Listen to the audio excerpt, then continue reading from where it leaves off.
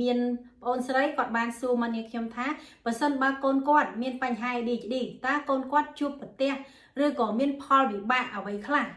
ទៅលើជីវិតរបស់គាត់ថ្ងៃនេះនាងខ្ញុំនឹងបកស្រាយឡើងវិញតាក់ទងទៅនឹងកុមារ ADHD វីដេអូមុននាងខ្ញុំក៏បានបកស្រាយរួចមកហើយដែរតាក់ទងជាមួយទៅនឹងបញ្ហា ADHD គឺទាំងនិយមន័យទាំងមូលហេតុទាំងរោគសញ្ញាទាំងការព្យាបាលនិងការថែទាំនៅផ្ទះនិងនៅសាលាជាដើមដើម្បីឲ្យយល់កាន់តែច្បាស់អំពីបញ្ហា ADHD ចំពោះកុមារហើយនិងយុវវ័យថាតើវាមានផលប៉ះពាល់អ្វីខ្លះទៅលើជីវិតកុមារដែលមានបញ្ហា ADHD ស្ដាប់វីដេអូរបស់នេះខ្ញុំទាំងអស់គ្នាតាំងពីដើមរហូតដល់ចប់មុននឹងចូលសេចក្តីលម្អិតតាក់ទងទៅនឹងបញ្ហារបស់កុមារ ADHD ថាតើប៉ះពាល់អ្វីខ្លះទៅក្នុងជីវិតរបស់គាត់នាងខ្ញុំសូមចាប់ផ្ដើមរៀបរាប់ឬក៏គេហៅថា review បានន័យថារំលឹកឡើងវិញតាក់ទងទៅនឹងអ្វីទៅជាបញ្ហា ADHD ហើយវាមានរោគសញ្ញាដូចម្តេចខ្លះ ADHD គឺជាអក្សរកាត់ហើយពាក្យពេញតំណាងឲ្យ Attention Deficit Hyperactivity Disorder ហើយម្យ៉ាងទៀតគេហៅថា ADD ពាក្យពេញតំណាងឲ្យ Attention Deficit Disorder ដែលពីរនេះខុសគ្នាត្រង់ថា ADHD គឺមាន hyperactivity បានន័យថាគាត់រពឹសខ្លាំងគាត់នៅអត់ស្ងៀមតើជាមួយនឹង ADD គឺគាត់អត់មាន hyperactivity នោះទេបានន័យថាគាត់អត់រពឹសទេគឺគាត់ជាប្រភេទកុមារដែលនៅស្ងៀមប៉ុន្តែគាត់គេចាត់ទុកថាជាកុមារដែលមានបញ្ហា ADHD ដែរ ADHD វាគឺជាបញ្ហាមួយដែលគេចាត់ទុកថាជា neurobehavioral disorder ជាជំងឺមួយដែលប៉ះពាល់ទៅលើអាកប្បកិរិយារបស់កុមារដែលមានបញ្ហា ADHD ត្រូវបានអ្នកវិទ្យាសាស្ត្ររកឃើញថាមានតែ 10% ទេដែលគេបានរកឃើញក្នុងកំឡុងពេលដែលកុមារគាត់ស្ថិតនៅក្នុងវ័យសិក្សាបានន័យថាគេរកឃើញចាប់ពីអាយុ4ឆ្នាំឡើងទៅហើយលើសពី 70% ទៀតគឺគេរកឃើញពេលធំហើយទៅគាត់រកឃើញថាគាត់មានបញ្ហា ADHD អ្នកវិទ្យាសាស្ត្រក៏បានបង្ហាញថា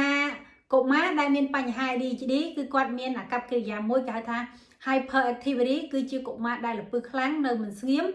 នៅពេលដែលគាត់នៅរៀនសុកគាត់ដើរចេញពីថ្នាក់ពេលដែលគ្រូកំពុងបញ្យល់ពេលដែលមិត្តរួមថ្នាក់កំពុងតែស្ដាប់គ្រូដោយគ្មានការអនុញ្ញាតហើយនឹងជួនកាលគឺគាត់អង្គុយទៅញ៉ាំបាយមួយក្រុមគ្រួសារគឺគាត់ដើរចេញមិនខ្វល់ពីអ្នកណាទេហើយនឹងកុមារដែលមានអាកប្បកិរិយាគេហៅថា impulsivity គឺសំដៅទៅលើកុមារដែលមានចិត្តអន្ទះអន្ទែងបានន័យថាគាត់ចង់បានអីគឺត្រូវតែបាននឹងភ្លាមហើយបន្ទាប់មកបានមួយផ្លែតក៏គាត់មានចិត្តឈប់ចង់បានវិញដែលហៅថាពាក្យ impulsivity បានថាមានចិត្តអន្ទះសាគឺគាត់នឹងថមថយទៅវិញរោគសញ្ញាទាំងពីរនេះទៅតាមអាយុកាលរបស់គាត់ប៉ុន្តែទោះបីជារោគសញ្ញាដែលគេហៅថា hyperactivity ហើយនឹង impulsivity ថយចុះទៅតាមអាយុរបស់គាត់ក៏ដោយក៏ប៉ុន្តែតកតងជាមួយនឹង inattention បានន័យថាការបាត់បង់ការផ្ចង់អារម្មណ៍របស់គាត់នឹងនៅបន្តរហូតពេញមួយជីវិតរបស់គាត់ក៏អាចនឹងធ្ងន់ធ្ងរទៅផងដែរតកតងជាមួយទៅនឹងរោគសញ្ញាដែលកុមារមានបញ្ហា ADHD ឪពុកម្ដាយអាចនឹងកត់សម្គាល់ឃើញទី1គឺគាត់មានរោគសញ្ញាឬក៏អាកប្បកិរិយាគាត់បង្ហាញថាគាត់ជាកុមារដែលមានគេហៅថា inattention បានថាគាត់ជាកុមារដែលងាយបាត់បង់ការផ្ចង់អារម្មណ៍ឬក៏អត់មានការផ្ចង់អារម្មណ៍រោគសញ្ញាទី2គឺកុមារគាត់មានលេចចេញអាកប្បកិរិយាគេហៅថា hyperactivity បានថាជាកុមារដែលសកម្មខ្លាំងនៅសុកអង្គុយរៀននៅក្នុងថ្នាក់គ្រូកំពុងតែបញ្យល់គាត់ក្រោកចេញទៅក្រៅថ្នាក់ដោយមិនមានការអនុញ្ញាតឬក៏កំពុងតែអង្គុយញ៉ាំបាយជាមួយក្រុមគ្រួសារគាត់អត់ទាន់ញ៉ាំឆ្អែតផងគាត់ក៏ដើរចោលតុបាយទាំងមូលដោយមិនមានការអនុញ្ញាតពីក្រុមគ្រួសារទី3ជាប្រភេទកុមារដែលមានអាកប្បកិរិយាគេហៅថា impulsivity គឺជាកុមារដែលមានអាកប្បកិរិយាឬក៏ចិត្តនឹងអន្ទះសារអន្ទះអន្តែងបើថាចង់បានអីហ្នឹងគឺចង់បានភ្លាមហើយបន្ទាប់មកមួយរំពេចក្រោយគឺគាត់អាចនឹងឈប់ចង់បានវិញរោគសញ្ញាទី4គឺកុមារគាត់មានបញ្ហាគេហៅថា distractibility គឺជាកុមារងាយបាច់អារម្មណ៍បានន័យថាគ្រាន់តែមានអីមករំចិត្តគាត់បន្តិចឬក៏សំឡេងអីបន្តិចក៏ធ្វើឲ្យគាត់នឹងបែកអារម្មណ៍ឬក៏បាត់បង់ការផ្ចង់អារម្មណ៍ដែរទី5កុមារនឹងមានរោគសញ្ញាគេថា forgetfulness គឺជាកុមារដែលភ្លេចគឺគាត់ថាគឺជាមនុស្សដែលងាយភ្លេចតែម្ដងគឺភ្លេចសឹងតែគ្រប់ពេល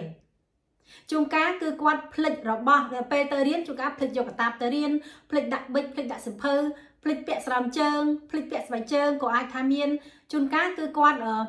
ភ្លេចយកប្រអប់បាយហើយបើគាត់មកពីសាលាវិញគឺគាត់បាត់អស់ហើយរបស់របរគាត់ភ្លេចយកដូចជាខ្មៅដៃបិចសិភើអីមកទៅរៀនម្ដងណាមកវិញក៏បាត់របស់ដែរចំពោះកុមារដែលមានបញ្ហា ADHD គាត់នឹងមានផលប៉ះពាល់ទៅលើផ្នែកគេហៅថាការសិក្សាប៉ះពាល់ទៅលើផ្នែកសង្គមប៉ះពាល់ទៅលើផ្នែកគេហៅថាមិត្តភាពមិត្តភាពគឺនៅគាត់ប៉ះពាល់ទៅលើមិត្តភាពមិត្តរួមថ្នាក់រៀនជាមួយគាត់ឬក៏អ្នកជំនាញខ្លួនរបស់គាត់ការប៉ះពាល់នេះដែរគឺគេបែងចែកចេញជា3ប្រភេទទី1ប្រសិនបើកុមារគាត់មានបញ្ហា ADHD ប៉ុន្តែគាត់មានតែរោគសញ្ញា inattention បានន័យថាគាត់មានតែរោគសញ្ញាក្នុងការបាត់បង់ការផ្ចង់អារម្មណ៍តែមួយមុខគត់នោះទេគឺកុមារនឹងគាត់មានការប៉ះពាល់ទៅលើតែផ្នែកការសិក្សាហើយនឹងកិច្ចការសាលាដែលគ្រូបានដាក់ឲ្យធ្វើនៅផ្ទះទី2ប្រសិនបើកុមារដែលមានបញ្ហា ADHD គាត់មានរោគសញ្ញាដូចជា inattention គាត់មានរោគសញ្ញាដូចជា hyperactivity ហើយនឹងបូកជាមួយទៅនឹង impulsivity គឺទាំង3នឹងចូលគ្នាគេហៅថា combined ADHD អញ្ចឹងបើសិនជាកុមារដែលគាត់មានប្រភេទទី2នេះគេហៅថា combined ADHD នេះនឹងធ្វើឲ្យមានការរាំងស្ទះឬក៏ប៉ះពាល់ទៅលើការសិក្សាប៉ះពាល់ទៅលើមិត្តភាពមិត្តរួមថ្នាក់ហើយនឹងប៉ះពាល់ទៅលើសកម្មភាពប្រចាំថ្ងៃនៅក្នុងសាលាឬក៏នៅក្នុងផ្ទះផងដែរទី3វិញចំពោះកុមារដែលមានរោគសញ្ញាច្រើនរួមគ្នាមានដូចជា inattention គ្មានការបាត់បង់ការផ្ចង់អារម្មណ៍ hyperactivity កុមារដែលនៅមិនស្ងៀម impulsivity កុមារដែលមានចិត្តអន្ទះអន្ទែងហើយនឹងកុមារដែលមាន distractibility កុមារដែលងាយបែកអារម្មណ៍ forgetfulness បានន័យថាគាត់ភ្លេចឈឹងហ្មងគាត់អាសាភ្លេចទី3នេះនឹងធ្វើឲ្យប៉ះពាល់ទៅលើការសិក្សាធ្វើឲ្យប៉ះពាល់ទៅលើអារម្មណ៍ធ្វើ emotional quickly changes បានន័យថាធ្វើឲ្យគាត់ងាយប្រែប្រួលអារម្មណ៍មួយរំពេចគឺផ្លាស់ប្ដូរធ្វើឲ្យយើងនឹកស្មានមិនដល់គាត់ឆេវឆាវមួម៉ៅច្រើនធ្វើឲ្យកុមារនឹងគ្មានការអត់ធ្មត់សរុបទៅគឺនឹងធ្វើឲ្យគាត់នឹងផ្លាស់ប្ដូរអារម្មណ៍លឿនមែនតើប៉ះពាល់ទៅលើការសិក្សានិងប៉ះពាល់ទៅលើការរាប់អានមិត្តភ័ក្តិនិងជីវិតប្រចាំថ្ងៃទាំងនៅផ្ទះនិងសាលាផងដែរក្នុងការព្យាបាលនាងខ្ញុំសូមបើកវងកញ្ចក់បន្តិចតាមរយៈបទពិសោធន៍កន្លងមកកុមារ ADHD ដែលមកជួបនាងខ្ញុំ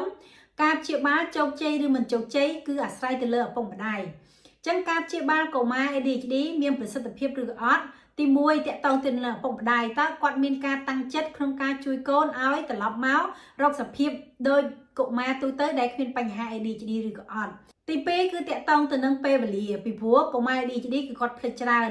ដូច្នេះឪពុកម្ដាយគឺត្រូវតែមានពេលវេលាគ្រប់គ្រាន់ក្នុងការ follow up បានតែក្នុងការតាមដានកូនពីសកម្មភាពកូនរៀងរាល់ថ្ងៃហើយទី3តកតងទៅនឹងការញ៉ាំថ្នាំគឺញ៉ាំថ្នាំឲ្យទៀងទាត់ហើយការញ៉ាំថ្នាំនេះបើបងប្អូនចង់ឈប់ឬក៏បងប្អូនចង់បន្តបងប្អូនមិនអាចផ្ដាច់ដោយខ្លួនឯងបាននោះទេមុននឹងផ្ដាច់បងប្អូនត្រូវពិគ្រោះជាមួយគ្រូពេទ្យជំនាញសិនពីព្រោះការប្រើប្រាស់ថ្នាំគឺប្រើប្រាស់រយៈពេលយូរឬក៏ឆាប់គឺអាស្រ័យទៅលើការថែទាំរបស់ពុកម៉ែបងប្អូននិងតកតងនឹងគ្រូ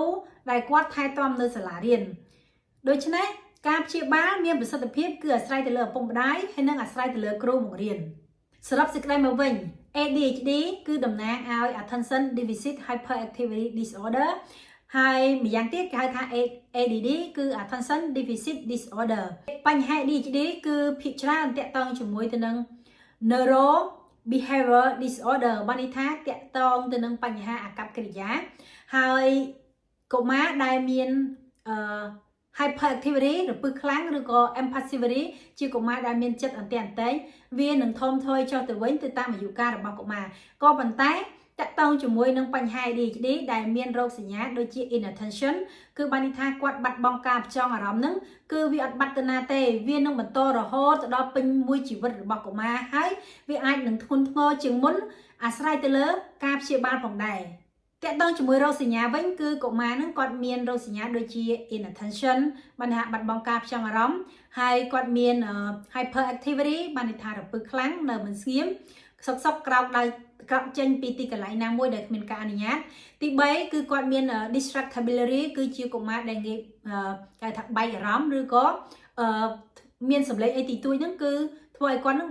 អារម្មណ៍ក្នុងការធ្វើអ្វីមួយទៀតគឺគាត់មានគេថា impulsivity គឺជាកុមារដែលមានចិត្តអន្ទះសារអន្ទះអន្តែងចង់បានអីបានភ្លាមហើយក្រោយមកគឺអាចនឹងឈប់ចង់បានមួយរំពេចគាត់ជាកុមារប្រភេទដែលភ្លេចច្រើនគឺភ្លេចមែនតើគឺជាកុមារកំពូលភ្លេចហើយផលប៉ះពាល់របស់កុមារ ADHD វិញគឺគាត់ប៉ះពាល់ទៅលើការសិក្សាផ្នែកសង្គមដូចជាតំណែងជាមួយមិត្តភ័ក្តិនិងអ្នកជំនាញខ្លួនហើយនឹងធ្វើឲ្យប៉ះពាល់ទៅលើផ្លូវអារម្មណ៍មានការផ្លាស់ប្ដូរអារម្មណ៍យ៉ាងលឿនជាចុងក្រោយនាងខ្ញុំសូមអរគុណចំពោះពុកម៉ែបងប្អូនដែលបានស្ដាប់វីដេអូរបស់នាងខ្ញុំតាំងពីដើមរហូតដល់ចប់បើសិនបើពុកម៉ែបងប្អូនសង្កេតឃើញថាកូនរបស់ពុកម៉ែបងប្អូនមានរោគសញ្ញាដោយដែលនាងខ្ញុំបានរៀបរាប់សូមប្រញាប់នាំកូនទៅពិគ្រោះជាមួយគ្រូពេទ្យជំនាញឲ្យបានទាន់ពេលវេលាពីព្រោះបញ្ហា ADHD គឺជាបញ្ហាមួយដែលប៉ះពាល់ទៅលើអាកប្បកិរិយារបស់កុមារហើយនឹងប៉ះពាល់ទៅលើការសិក្សារបស់គាត់និងប៉ះពាល់ទៅលើផ្នែកទំនាក់ទំនងសង្គមផងដែរ